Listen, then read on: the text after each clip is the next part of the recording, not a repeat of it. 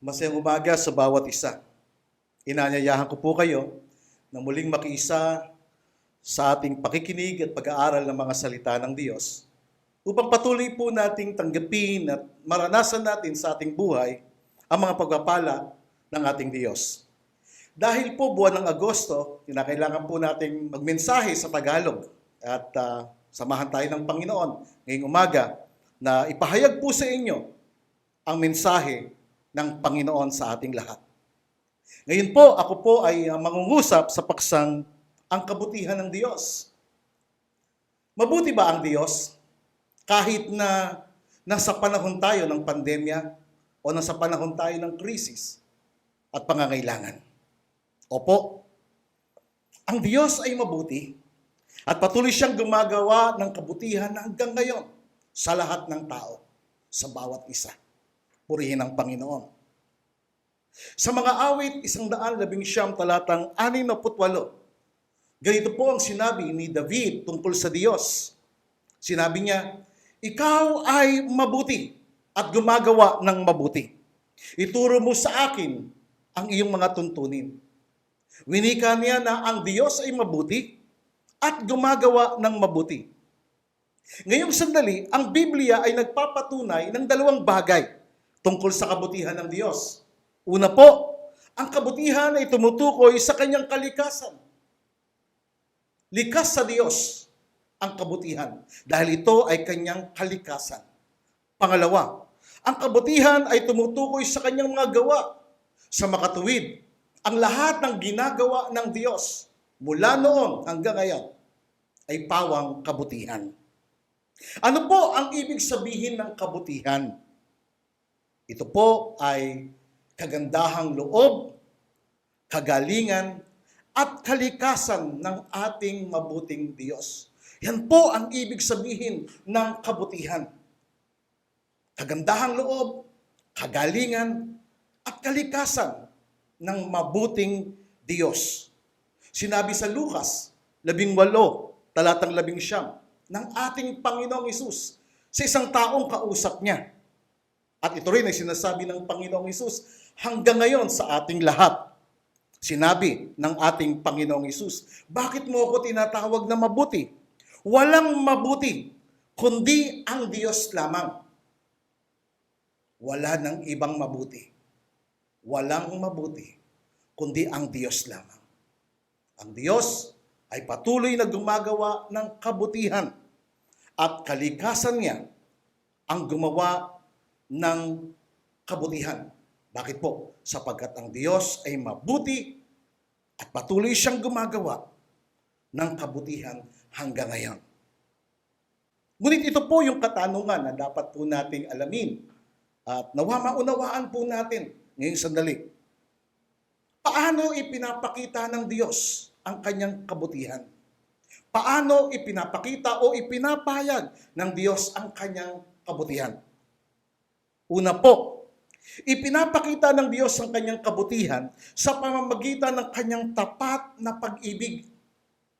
Sa ating pong teksto sa mga awit 107, talatang 1 hanggang 7 na sinasabi ng Biblia, una po sa talatang 1, ganito po ang sinabi, "O magpasalamat kayo sa Panginoon sapagkat siya'y mabuti, sapagkat magpakailanman ang kanyang tapat na pag-ibig ay nananatili."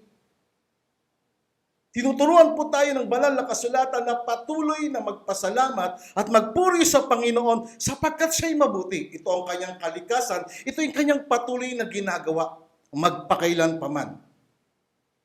At ipinapakita niya ang kanyang kabutihan sa pamamagitan ng kanyang tapat na pag-ibig at ito'y nananatili.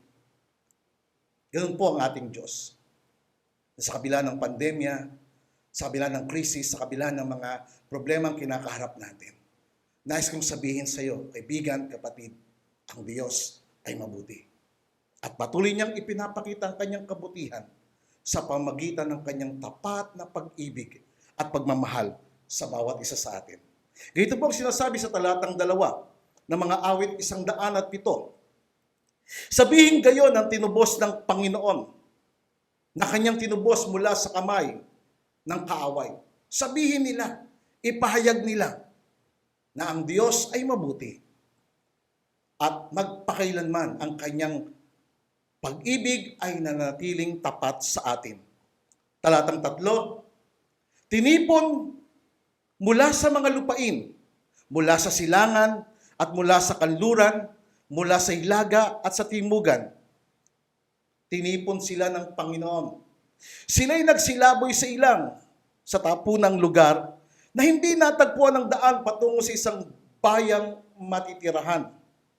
Ito po yung kasaysayan ng Israel na sa panahon na sila po ay malayo sa Diyos, tinugos sila ng Panginoon mula sa kamay ng mga kaaway.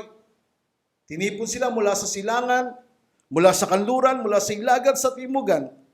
Sila'y nagsilaboy sa ilang sa tapunang lugar na hindi natagpuan ng daan patungo sa isang bayang matitirahan. Talatang 5, gutom at uhaw ang kanilang naranasan. Ang kanilang kaluluwa ay nanghihina. Na magkagayoy dumaing sila sa Panginoon sa kabila ng kanilang kinakaharap na problema at pagsubok.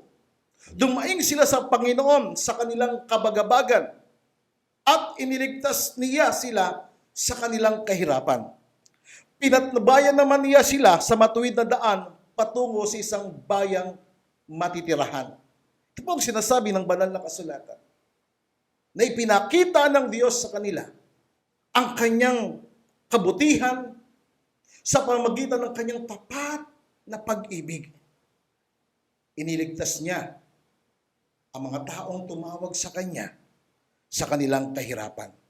At siya ay nagbigay ng patnubay sa kanila sa matuwid na daan patungo sa isang bayang matatahanan. Purihin ang Diyos sa kanyang tapat na pag-ibig at pagmamahal.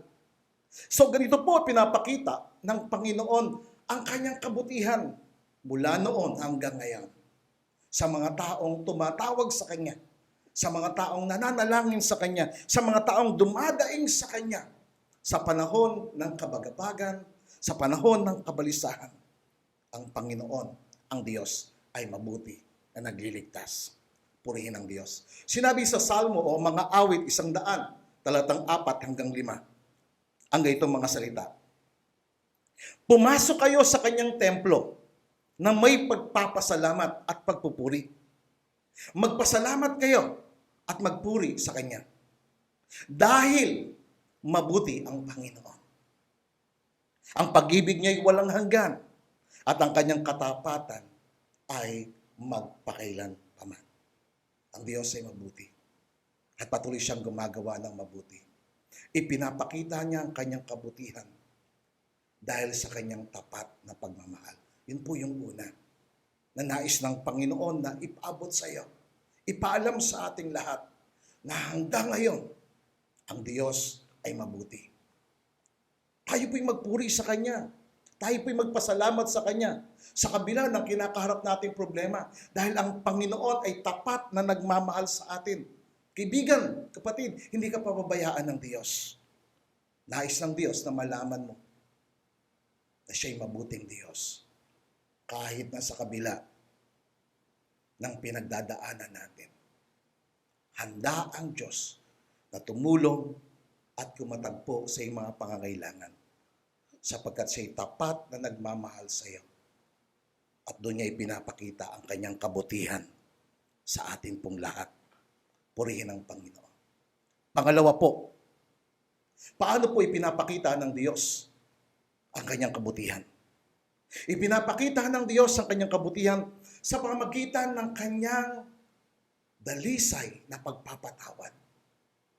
Pagka sinabing dalisay na pagpapatawad, ito po ay malinis. Ito po ay ibang klaseng pagpapatawad. Ang Diyos ay nagpapatawad sa lahat ng tao. Sinabi po sa ating teksto, mga awit 107, talatang 8, ang ganitong mga salita.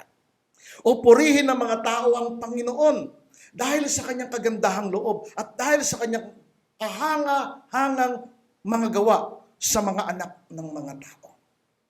Sapagkat kanyang Binigyang kasiyahan ang nauuhaw.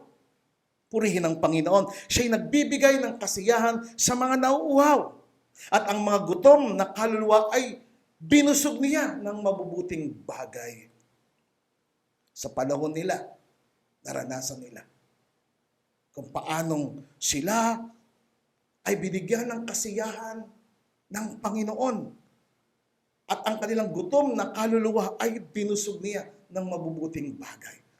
Ganito po ipinapakita ng Panginoon ang kanyang kabutihan. Sa talatang 10, may mga taong ibinilanggo, kinadinahan, na nakaupo sa napakadilim na piitan. Bakit po? Sinabi sa talatang 11, na bilanggo sila dahil nagrebelde sila sa mga sinabi ng kataas-taasang Diyos at hindi sumunod sa kanyang mga payo. Sumuway sila sa mga kautusan o sa mga salita ng Diyos at hindi nila sinundan o isinabuhay ang mga payo ng Diyos. Kaya sila nabilanggo. Kaya sila nakapiit sa napakadilim na piitan. Kaya sila nakakadena. Talatang 12, pinahirapan niya sila sa kanilang mabigat na trabaho. Nabuwal sila, ngunit walang sino mang sumaklolo. Ito po yung panahon ng bayang Israel ay dahil sa kanilang pagsuway at pagre-rebelde sa Diyos, sila ay pinahirapan ng mga kaaway, dumanas ng pahirap at mabibigat na trabaho. Nabuwal sila at walang sino mang sumaklolo. Ngunit sinabi ng talatang 13, sa kanilang kagipitan, sila'y tumawag sa Panginoon at sila'y kanyang iniligtas. Purihin ang Panginoon. Naranasan nila ang kabutihan ng Diyos. Naranasan nila ang kapangyarihan ng Panginoon sa kanilang buhay. Sa kanilang kagipitan. Sa kanilang pagkakabilanggo, sa kanilang kahirapan.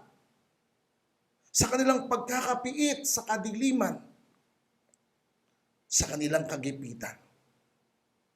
Sila'y tumawag sa Panginoon at sila'y kanyang iniligtas.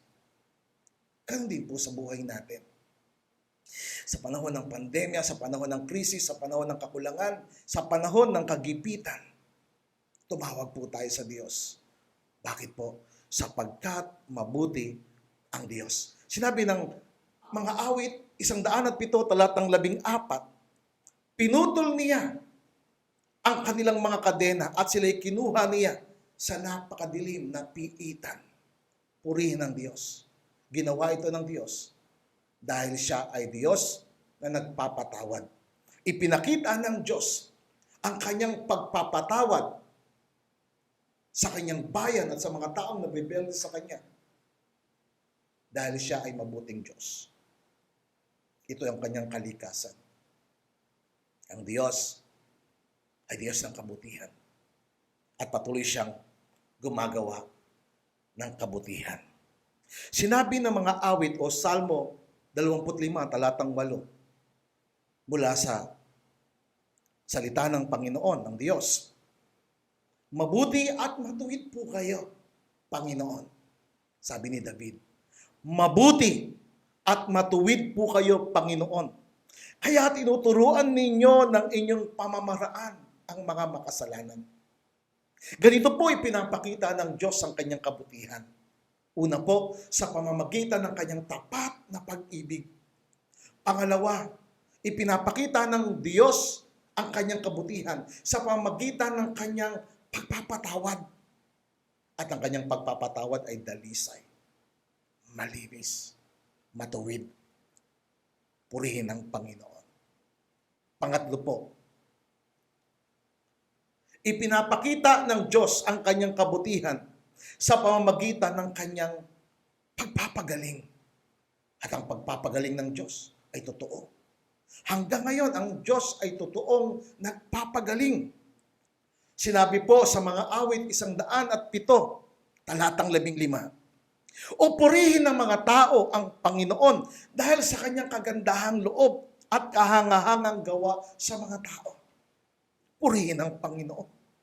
Dahil napakabuti ng Diyos at napakaganda ng kanyang kalooban. At ang kabutihan ay isang kalikasan sa Kanya. At ang kanyang kabutihan ay patuloy niyang ginagawa sa lahat ng mga tao.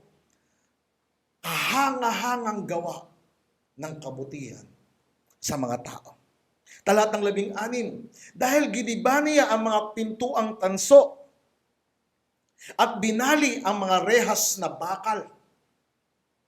May mga naging hangal dahil sa kanilang likong pamumuhay at sila'y naghirap dahil sa kanilang kasalanan. Ang Panginoon nagliligtas noon, nagpapagaling noon, at nagpapatawad noon. Kaya lang hanggang ngayon, noon at ngayon, may mga taong naging hangal o mangmang sa kanilang pamumuhay, naging liko o makasalanan ng kanilang pamumuhay. At sila'y naghirap dahil sa kanilang kasalanan. Nawalan sila ng gana sa kahit anong pagkain at malapit ng mamatay. Kaya na maraming tao. Ang kasalanan ang nagpapahirap. Ang kasalanan ang siyang umaalipin sa buhay ng tao. Pero nais kong sabihin sa inyo, kapag tayo po ay dumaing, kapag tayo po ay tumawag, lumapit sa Panginoon, mararanasan natin ang kabutihan ng Diyos.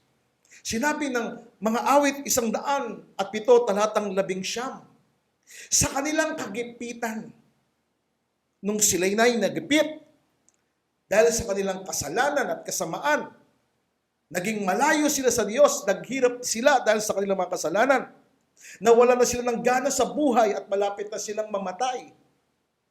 Sinabi ng talatang 11, sa kanilang kagipitan, purihin ang Panginoon. Tumawag sila sa Panginoon at iniligtas niya sila.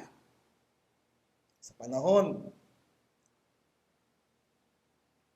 ng sakit at karamdaman, sa panahon ng pandemya, mayroong Diyos na nagpapagaling.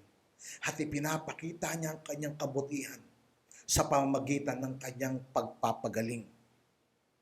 Sinabi ng talatang 20 ng kabanatang 107 ng mga awit, sa kanyang salita, sila'y nagsigaling at iniligtas niya sila sa kamatayan.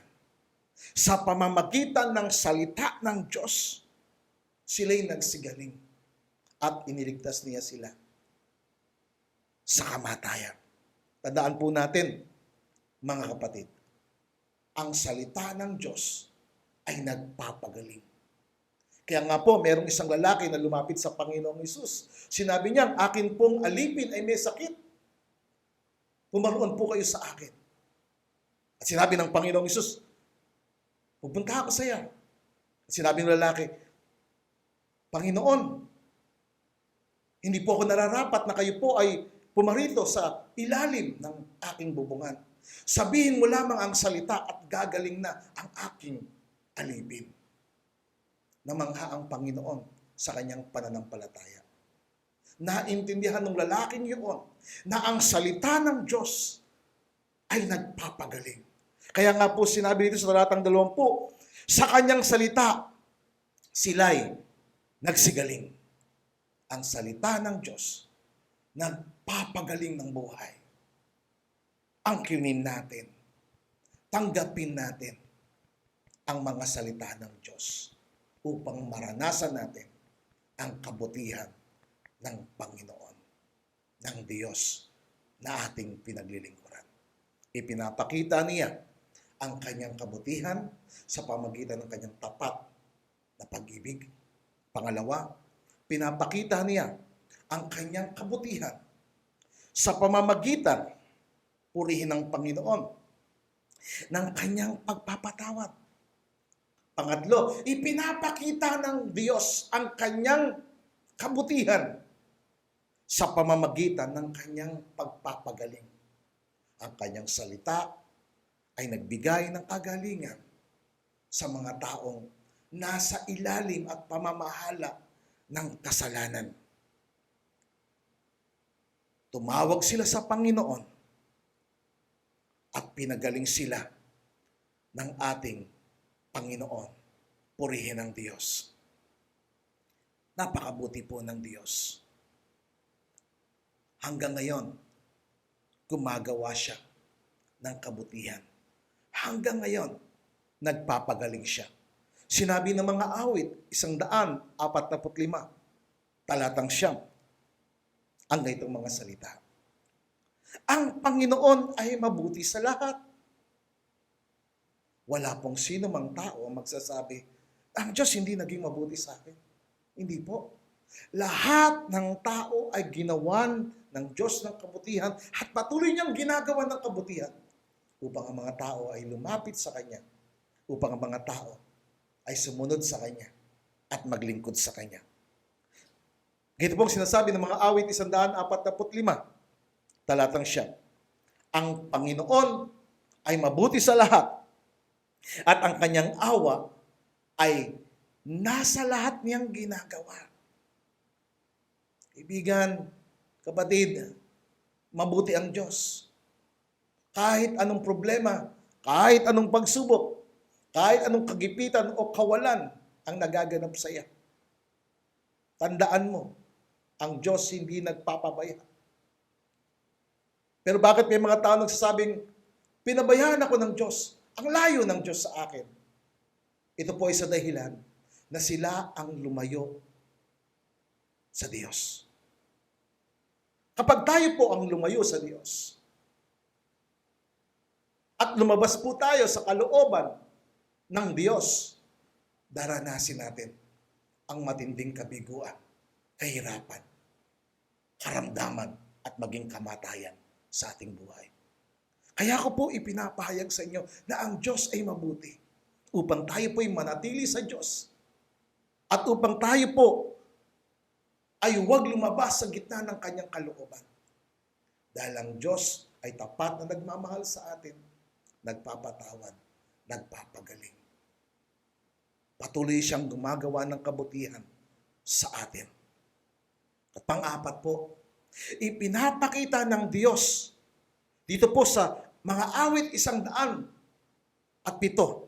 ang kabutihan ng Diyos sa pamagitan ng Kanyang pagtutuwid sa ating buhay. Ang Diyos po hanggang ngayon ay tunay na nagtutuwid ng buhay ng tao. Hindi lamang siya tapat na nagmamahal sa atin, hindi lamang siya nagpapatawad sa atin, hindi lamang siya nagpapagaling sa atin, tinutuwid po tayo ng Diyos.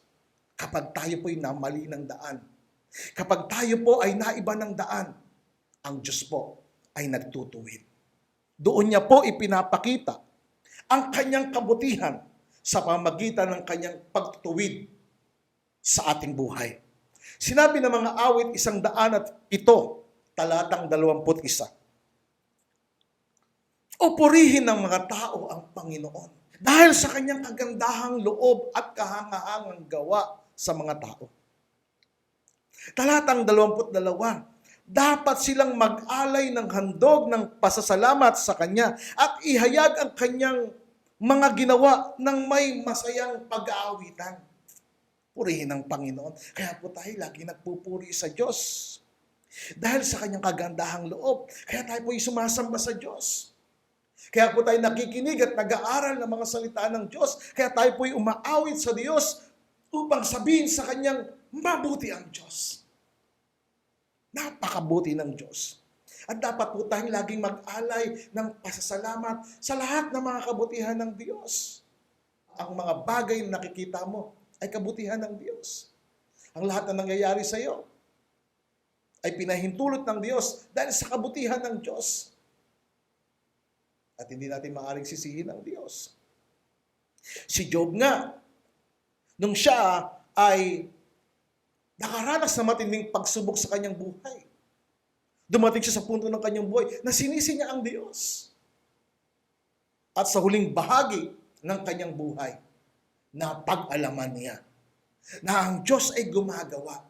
Kaya po yung sinasabi na ang lahat ng mga bagay ay nagkakalakip-lakip na gumagawa sa lahat ng mga nagmamahal sa Diyos sa kanilang ikabubuti. Ang Diyos ay patuloy na gumagawa. Kaya hindi po tayo dapat magsalita ng masama sa Diyos. Purihin natin ang Diyos. Pasalamatan natin ang Diyos. Handugan natin siya ng mga pasasalamat at masasayang pag-aawitan. Tingnan po natin. Sa talatang 23 ng mga awit 107, may mga taong sumakay sa mga barko at nagbiyahe sa karagatan. Dahil ito ang kanilang hanap buhay. Talatang 24, nakita nila ang kahangahangang magawa ng Panginoon sa karagatan.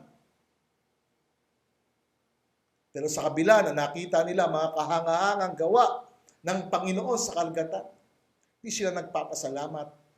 Hindi sila nagpupuri sa Diyos. Alam niyo, maraming tao ganyan, katulad nitong mga taong ito. Na sa kabila ng kanilang tinatamasang kabutihan ng Diyos sa kanilang buhay, kagandahang loob ng Diyos sa kanilang buhay, mga bagay na mabubuti sa kanilang buhay, may mga tao hindi nagpapasalamat, hindi nagpupuri sa Diyos. Kaya ang nangyari po sa talatang 25, sa utos ng Panginoon, ang hangin ay lumakas at lumaki ang mga alon. Kaya pumaitaas ang kanilang mga barko ng napakataas at pumailalim at sila'y natakot sa nagbabantang kapahamakan.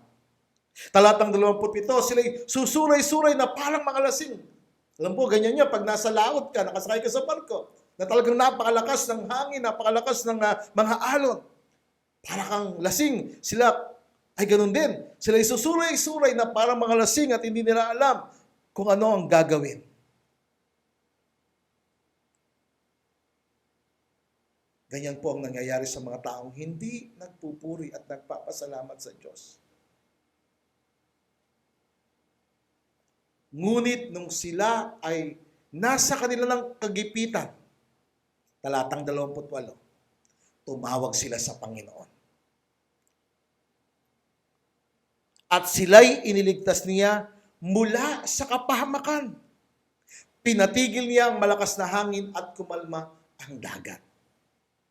Bakit po nagkaroon ng matinding alon, matinding unos?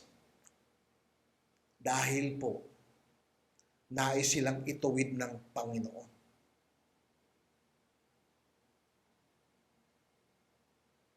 Nung Abril, 1912, alam natin yung balita tungkol sa Titanic. May mga nagsabi na ang Titanic ay isang napakalaking barko. At kahit na raw po ang Diyos, hindi ito kayang palubugin.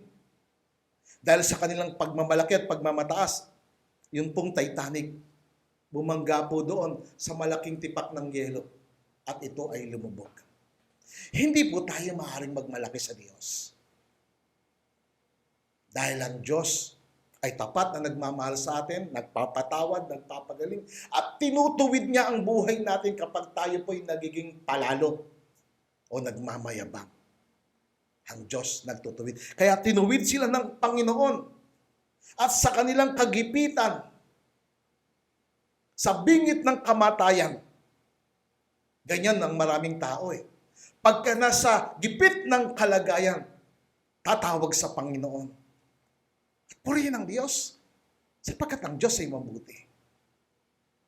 Kaya, sa kanilang kagipitan, tumawag sila sa Panginoon at sila'y iniligtas niya mula sa kapahamakan. Pinatigil niya ang malakas na hangin at kumalma ang dagat. At nang kumalma na ang dagat, sila'y nagalak at pinatnubayan sila ng Diyos hanggang sa makarating sila sa nais nilang daungan. Naunawaan nila na hindi sila maaring magmalaki. Ganun din po sa atin. Sa panahon na tayo po ay nakakaranas ng kabutihan ng Diyos at gumaganda ang buhay natin, huwag tayong magmamalaki. Yung iba po kapag nagkapera na at marami ng pera hindi mo na makilala. Nakakalimutan na ang Diyos. Mga kaibigan, mga kapatid, tandaan po natin, mayroong Diyos na mabuti. At ang Diyos na mabuti na yan, tinutuwid tayo sa ating mga pagkakamali. At doon niya pinapakita ang kanyang kabutihan sa atin. Siya'y tapat na Diyos, nagpapatawad, nagpapagaling, at nagtutuwid ng ating buhay. Sinabi po sa Hebreo, kabanatang 12, talatang 5, ang ganitong mga salita, hanggang talatang 9. Anak ko, kung itinutuwid ka ng Panginoon, huwag mong ipagwalang bahala. At kung sinasaway ka niya, huwag manghihina ang iyong loob. Kung tinutuwid ka ng Panginoon, huwag mong ipagwalang bahala. Sa mga pangyayaring nagaganap sa ating buhay ngayon, sa mga pagsubok, kagipitan, o sakit at mga karamdaman, dumadaan sa atin yan. Maging ang mga kagipitan sa buhay, dumadaan sa atin yan. Ang krisis dumadaan sa ating buhay upang tayo po ay subukin ng Diyos. At ituwid tayo ng Diyos sa mga pagkakasala o pagkakamali natin. Kaya sabi rito, anak ko, kung tinutuwid ka ng Panginoon, huwag mong ipagwalang bahala. Kung sinasaway ka niya, huwag manghihina ang iyong loob, sapagkat itinutuwid ng Panginoon ang mga iniibig niya. Pinapalo ang bawat tinatanggap niya bilang anak. Kung nagbabata kayo ng pagtutuwid o kung nakakaranas kayo ng pagtutuwid, ang Diyos ay siyang gumagawa sa inyo bilang mga anak. Sapagkat alinbang anak ang hindi tinutuwid ng kanyang ama. Ang lahat ng anak ay dumaranas ng pagtutuwid. Ngunit kung hindi kayo tinutuwid, kayo ay mga anak sa labas at hindi kayo mga tunay na anak. Kaya ang mga anak ng Diyos, tinutuwid niya upang huwag maging mapagmataas. Upang huwag lumabas sa kalooban ng Diyos. Manatiling naglilingkod sa Panginoon. At sinabi po sa talatang 9, higit pa dito, lahat tayo ay may mga ama sa laman. Tinutuwid nila tayo at ginagalang natin sila. Hindi ba lalong nararapat na handa tayong magpasakop sa ating Ama ng Espiritu upang tayo ay mabuhay? Kaya po sila sa panahon nila, tumanggap sila ng pagtutuwid ng Diyos. Naranasan nila ang kabutihan ng Diyos sa pamagitan ng pagtutuwid ng Diyos sa kanilang buhay. Ganon din po sa atin. Ipinaparanas ng Diyos ang kanyang kabutihan sa pamagitan ng kanyang pagtutuwid sa ating buhay. Mabuti ang Diyos. Napakabuti ng Diyos. Ako po ay resulta ng kabutihan ng Diyos. Naranasan ko sa aking buong buhay ang kabutihan ng Diyos. Kaya po, akin pong itinuturo, ipinapahayag na ang Diyos ay mabuti.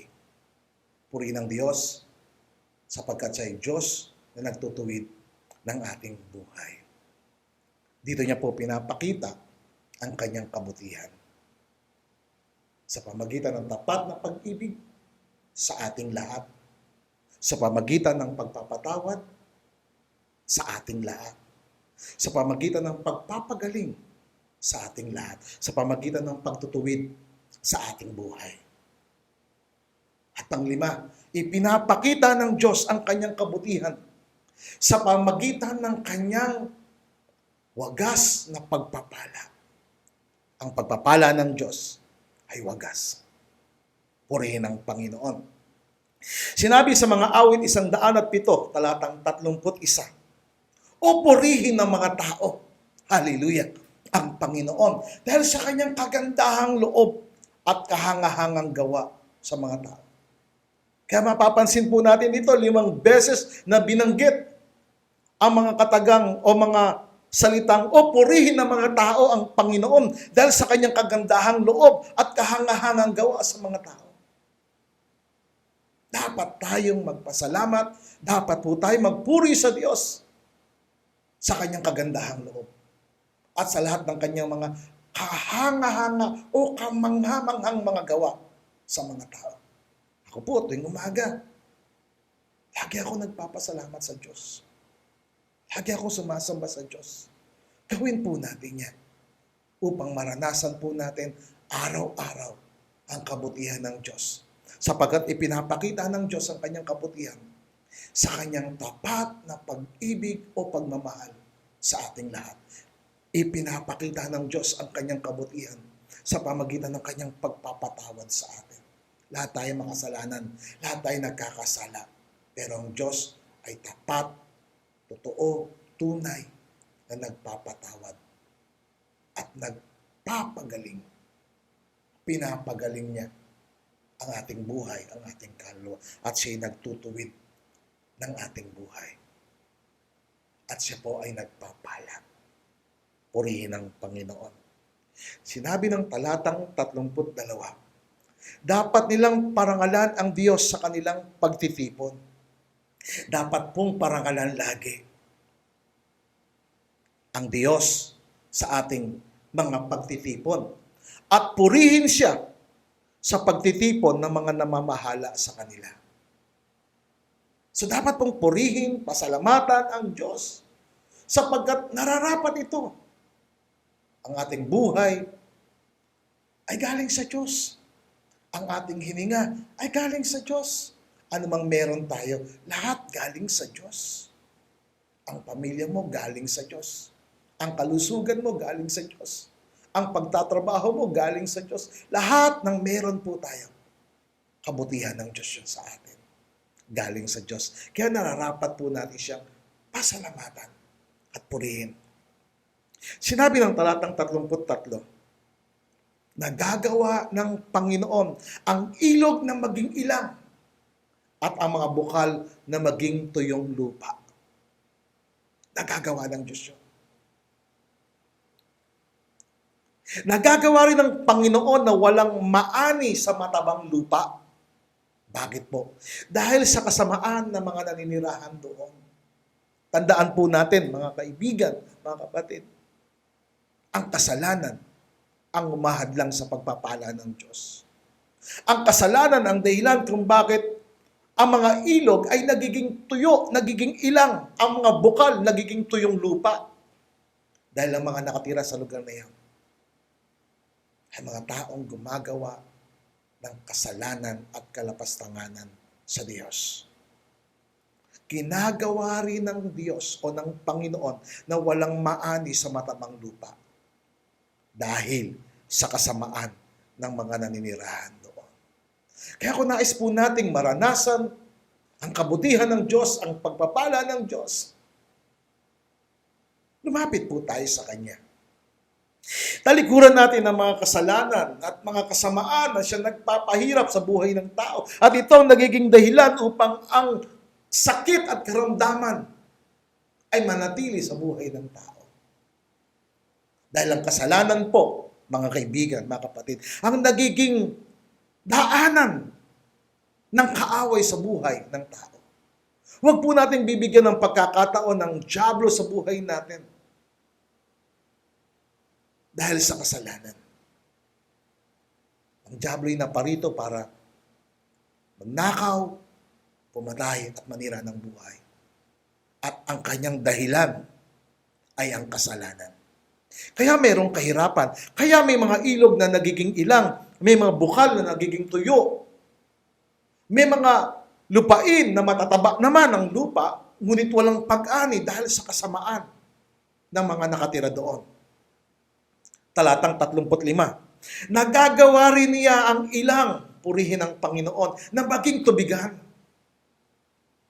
Kahit na ang disyerto ay nagiging tubigan, at mga tuyong lupain ay nagkakaroon ng mga bukal. Alam ba ninyo na ang Israel, ang bayan ng Diyos, ito po ay disyerto.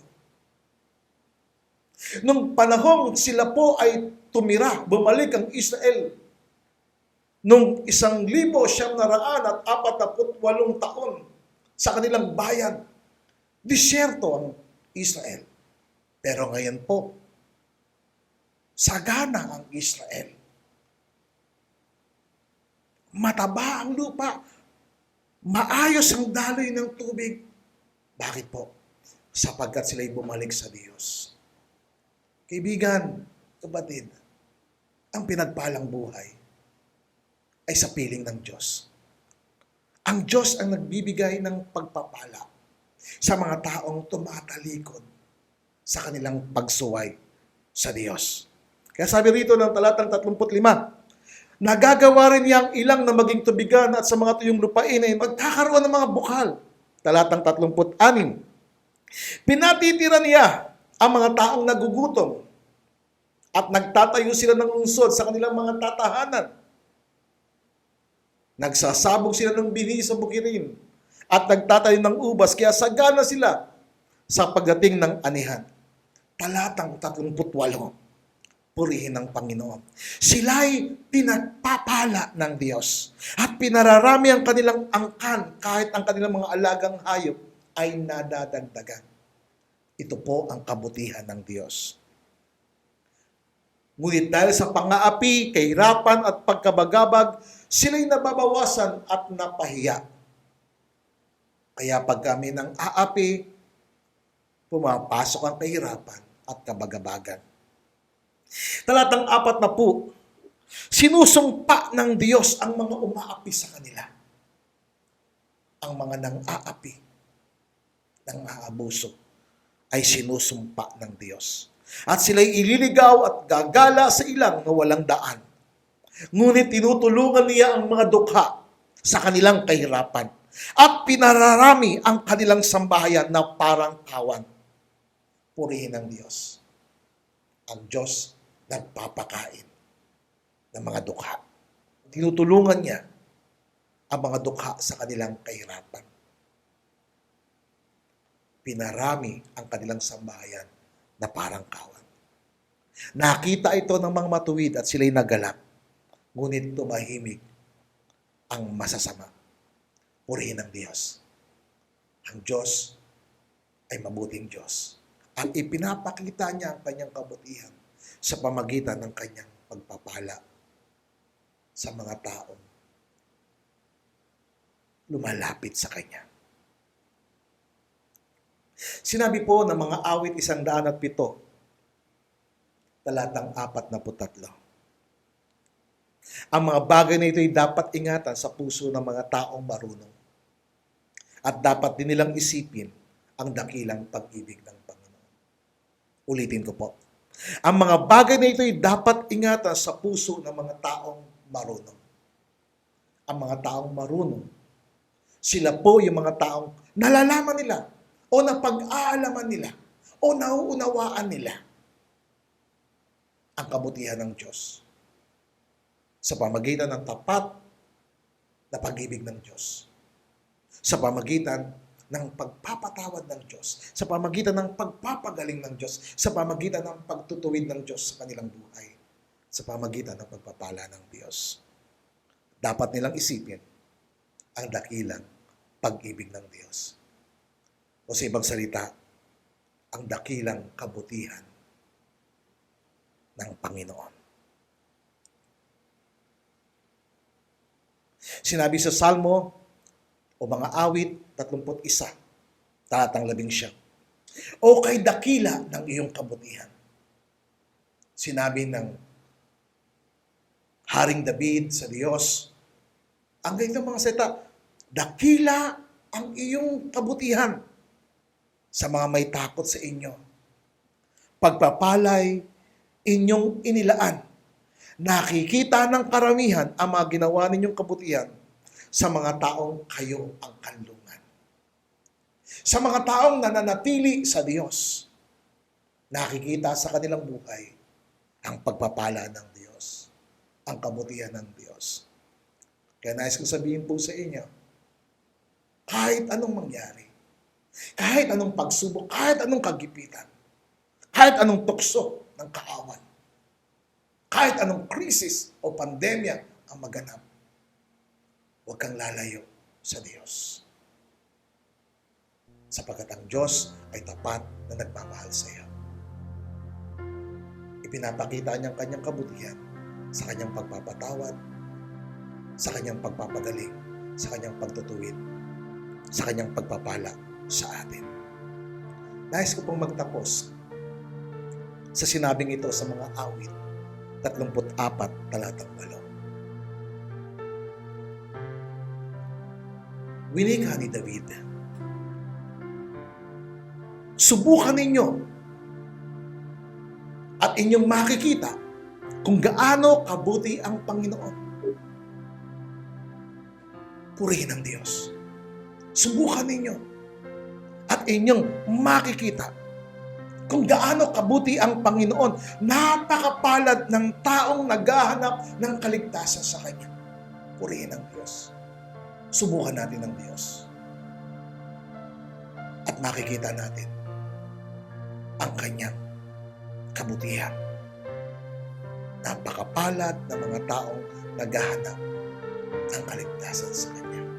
Kaibigan, kung hindi mo pa nasusubukan ng Diyos, nakikinig ka lang, nanonood ka lang, pero hindi mo ipinamumuhay ang mga salita ng Diyos, subukan mo siya at makikita mo ang Kanyang kabutihan. 18 taon ako nang nasubukan ko ang kabutihan ng Diyos sa aking buhay. At ngayon po, 52 taon na ako. Hanggang ngayon, nararanasan ko ang kabutihan ng Diyos. At alam po ba ninyo, ang eksaktong kabutihan ng Diyos sa ating buhay ay ang Panginoong Jesucristo. Sinabi po ng Kolosas 1, talatang 15, si Kristo ang larawan ng hindi nakikitang Diyos at siya ang may kapangyarihan sa lahat ng nilikha. Talatang 19, minabuti ng Diyos na ang pagka-Diyos niya ay manahan ng lubos kay Kristo. At sa pamamagitan ni Kristo, talatang 20, ipinagkasundo sa Kanya ang lahat ng nilikha sa langit at sa mundo. Ginawa niya ito sa pamagitan ng dugo ni Kristo sa krus. Kaibigan, ang eksaktong imahe at larawan ng kabutihan ng Diyos ay walang iba kundi ang ating Panginoong Jesucristo. Siya ang larawan ng Diyos na hindi nakikita. Siya ang namatay sa krus, tumagas ang kanyang dugo para sa kapatawaran ng ating mga kasalanan. Kung nais mong maranasan ang kabutihan ng Diyos sa iyong buhay, maranasan mo ang tapat na pag-ibig ng Diyos sa iyong buhay, kung hindi mo pa ito nararanasan, maranasan mo yung pagpapatawad ng Diyos, pagpapagaling ng Diyos sa iyong buhay, tanggapin mo si Jesucristo. Siya ang eksaktong imahe at larawan ng Diyos na hindi nakikita. At sa Kanya nananahan ang lubos na pagka-Diyos. Purihin ang Panginoon. At kung nais mong tanggapin si Jesucristo, nais mong maranasan ang matinding kabutihan ng Diyos sa iyong buhay, sumunod ka sa akin sa maikling panalangin na ito. Sabihin natin, Panginoong Jesus, sa oras na ito, naniniwala ako sa iyo na ikaw po ang larawan, eksaktong larawan ng kabutihan ng Diyos. Namatay ka para sa aking mga kasalanan at sa kasalanan ng lahat ng mga tao. Tumagas ang iyong banal na dugo doon sa krus upang ang sino man na sumampalataya sa iyo ay hindi mapapahamak kundi magkakaroon ng buhay na walang hanggan. Panginoong Hesus, tinatanggap ko po ang buhay na walang hanggan. Tinatanggap kita bilang tagapagligtas at Panginoon ng aking buhay. Isulat mo po ang aking pangalan sa aklat ng buhay. Maraming salamat sa iyong pagmamahal sa akin, sa iyong pagpapatawad, pagpapagaling at pagtutuwid at pagpapala sa aking buhay. Sa pangalan mo, Panginoong Hesus. Amen. Amen. Purihin ang Diyos. Kaibigan, napakabuti ng Diyos. Mabuti ang Diyos. Kahit na sa panahon na ito na meron tayong krisis, merong pandemya. magtiwala ka, huwag kang lalayo sa Kanya. Ang Biblia ay magtuturo sa atin ng mga katangian at kalikasan ng Diyos na susundan natin. Purihin ang Panginoon. Ngayong sandali, nais kong mangusap sa mga anak ng Diyos.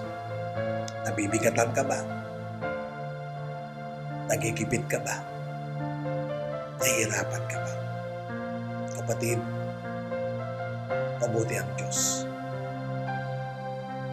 Nais na ipahayag ng Diyos sa iyo ang Kanyang kabutihan sa pamagitan ng Kanyang tapat na pagmamahal sa iyo, sa pamagitan ng Kanyang pagpapatawad sa iyo. May mga Kristiyano, may mga anak ng Diyos, minsan lumalabas sa kalooban ng Diyos. Kapatid, ang Diyos nagpapatawad, nagpapagaling, nagtutuwid ng buhay, nagpapala. Ngayong sandali, sa kabila ng problema, sila sa panahon nila, ang ganda po ng sinabi, ng mga sinabi sa mga awit 107. Mula sa talatang 1 hanggang talatang 43. Ito po ang atin po ipinahayag. Ito'y nangyari sa kanila at patuloy na ito'y nangyayari. Mga kabutihan ng Diyos sa mga taong tumatawag, nananalangin sa Kanya. Ngayong sandali, sa panahon ng krisis, sa panahon ng pandemyang ito, huwag kang umalis sa kalooban ng Diyos. Manatili ka sa Kanya. Sumunod ka sa akin sa maikling panalangin na ito. Sabihin natin, Panginoong Hesus, maraming salamat sa iyong kabutihan sa akin. Ama naming Diyos, salamat po sa iyong pagmamahal sa akin. Sa iyong pagmamahal sa amin. Sa iyong pagpapatawad sa amin. Sa iyong pagpapatawad sa akin. Marami pong salamat sa iyong pagpapagaling ng aking buhay. Marami pong salamat sa iyong pagtutuwid ng aking buhay. Maraming salamat sa iyong pagpapala. Ingatan mo ang aking buhay. Ingatan mo ang aking pamilya. Ingatan mo ang aking kabuhayan. Ingatan mo po kami. Panginoong Hesus, samahan mo po kami. O Banal na Espiritu, manguna ka po sa amin. Marami pong salamat sa pangalan ng Panginoong Hesus. Amen. Amen. Purihin ang Diyos. Marami pong salamat sa inyo. Patuloy po tayo magtiwala sa Diyos na tayo po ay Kanyang ingatan at samahan. Nais kong ihayag sa inyo kabutihan ng Diyos na patuloy siyang gumagawa ng kabutihan. Pagalingin ka ng Diyos sa iyong mga sakit o karamdaman. Ipagkaloob ng Diyos sa iyo at iparana sa iyo ang Kanyang tapat na pagmamahal at kabutihan. Ang Diyos ay sumayo at maranasan mo ang Kanyang biyaya. Ingatan ka ng Panginoon. Pasilangin ng Diyos ang Kanyang mukha sa iyo at maging mapagbiyaya siya sa iyong buhay at sa iyong pamilya. Manahan sa iyo ang kapayapaan ng Diyos. Sumayo ang kagandahang loob ng Diyos. Ang biyaya ng Panginoong Jesucristo at ang pakikibisa ng Banal na Espiritu. Sa pangalan ng Ama, ng Anak, at ng Banal na Espiritu Santo. Amen. Amen. Pagpalain po kayong lahat ng ating Panginoong Diyos. Sumayin ang kapayapaan, ang kabutihan, ang kagandahang loob ng ating Panginoon. Sa pangalan ng ating Panginoong Jesucristo.